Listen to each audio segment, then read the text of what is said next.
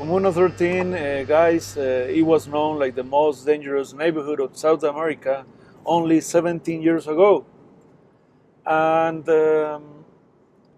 by an order of the ex-president of Colombia, guys, in my personal opinion, the best president ever of this country, the only guy with guts to fight against the criminals in this country, he sent to the place. What was his name again? Álvaro Uribe Vélez is probably the most powerful politician of this country nowadays. He's a senator.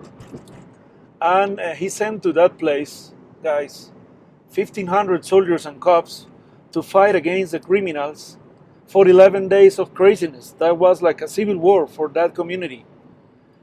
That people, they suffer a lot because of that, because they sent to that place tanks, Black Hawks, big guns, rifles, grenades, and more than 200 people disappeared during those days of craziness. 9 civilians died, and they confiscate more than 5,000 guns, mostly of them handmade guns. And after those days of craziness, the end of the war there was the 16th of October of 2002. Everything is changing after that, and the change of that place is impressive, because nowadays it's a street art exhibition. The meaning of the color inside of the Comuna 13 with the graffitis and everything, and every single mural, it's only two things, guys: peace and transformation after the war. Right. Yes. And when did they put the escalators in there? Oh yes, the escalators, that was another big present for that community. Only 10 years ago, one ex-mayor of the city, Aníbal Gaviria, he built escalators to the community because it was very hard for that people to go to their homes after a long day of work, more than 350 steps. And it's the only poor neighborhood of South America with that kind of infrastructure. Escalators all over the place, 5 different stations on the way to the top. Yes. And when did they add the cable cars too? The cable car, that connected the people. age of the cable car is 11 years. Uh-huh.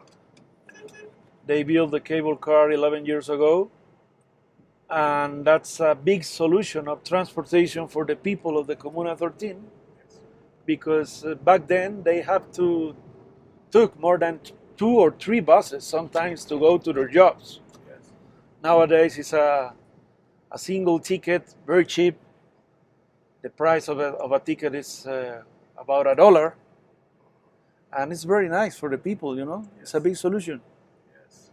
Yes. I rode the cable car last time. Yes, that's very It's fun. nice. It's fun, yeah. And it's quick, so many come. Yes, yes, very quick. Yes. And the beginning of the tradition with the graffitis, it happened only 8 years and a half ago because of the decoration of one Christmas season. Some guys there, like Chota 13, my good friend, the leader of the artists inside of the place, and other guys like Yoma, Arisa, Perro Graf, and other great talented guys like Jess Graf, Chota's cousin, they start to paint Christmas figures all over the place. Santa Clauses, some presents, Christmas trees. And some of the locals, after that job, they asked to the guys, hey guys, you got talent, why you don't try to do something special for these people? And they start to paint all of the walls, with a different theme. And that was the beginning of all of this transformation.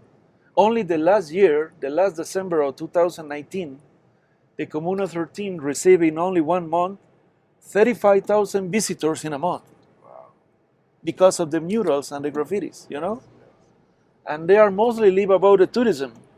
They are humble people, working class of the city, and the Comuna 13 is a big area of 22 neighborhoods with more than 260,000 people living there, only in that part of the city. It's very interesting. The most famous neighborhood there is San Javier, is the only flat neighborhood of the place, and some others like El Congolo, El Salado, La Independencia, El 20 de Julio. What's up, world?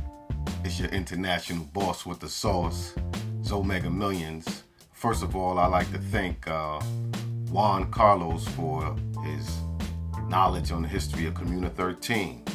I'm here and had an opportunity, surprisingly, to fly my drone a little bit, and that's the Mavic Mini. And through Juan's relationship, I had the opportunity to offer my services to Chota 13, one of the most influential graffiti artists in Comuna 13. It was my pleasure, one artist to another.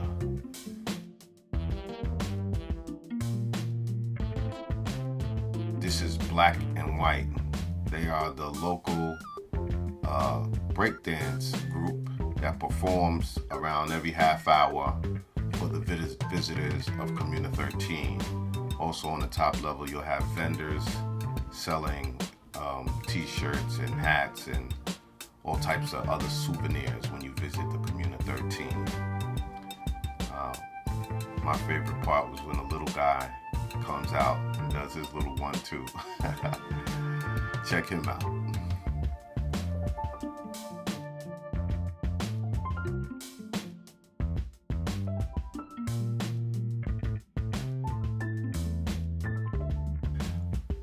So on the haircut, I'm using my Babyliss Pro Gold Flex to blend out the haircut, and also my Andes Masters.